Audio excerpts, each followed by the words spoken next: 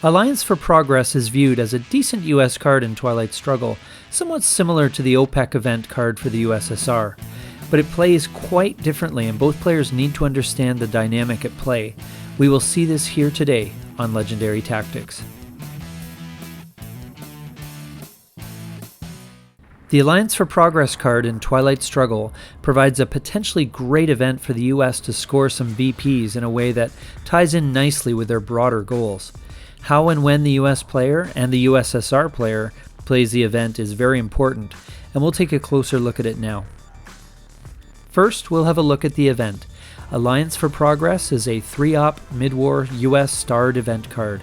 Triggering the event gives the US 1 victory point for each US-controlled battleground country in Central and South America. For the Soviet player, the fact that this card is a starred event is key to understanding how to play it. Typically, as the US expands its influence, this card becomes more valuable to them. So if you can play this for the event early on in the mid-war, before the US has had a chance to establish any sort of impactful presence in the Americas, the better it is for you.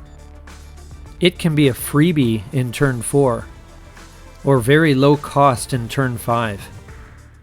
But by turn 10, it can be a disagreeable monster. The breakpoint seems to be around 3 victory points depending on how well you're doing. This means that if you are giving up more victory points than you're getting operations points in return, it might be better sent to space unless you are quite far ahead or if those operations points will be particularly useful.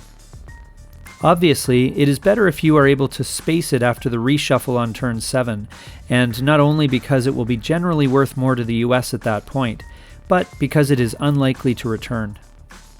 If you can't send it to space, see if you can use the operations points provided by the card to break control of a Central or South American battleground first, lessening the value of the card and giving the US a crisis to respond to. To that same end, it can also be useful as a first action round play, utilizing the operations points first to do a coup in a US-controlled Central or South American battleground. For the US player, Alliance for Progress is a solid event, sometimes compared to OPEC.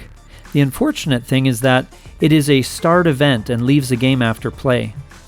But as the game goes on, especially if you do your job in both Central and South America, this event becomes very attractive.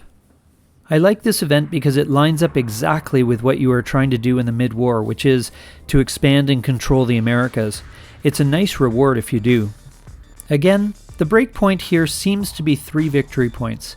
It's certainly not worth playing this event for less than that, unless it can save you from a certain loss, or put you over the line for the win.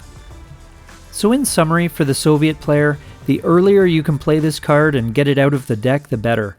If it gives your opponent less than 3 victory points, trigger the event and take those ops.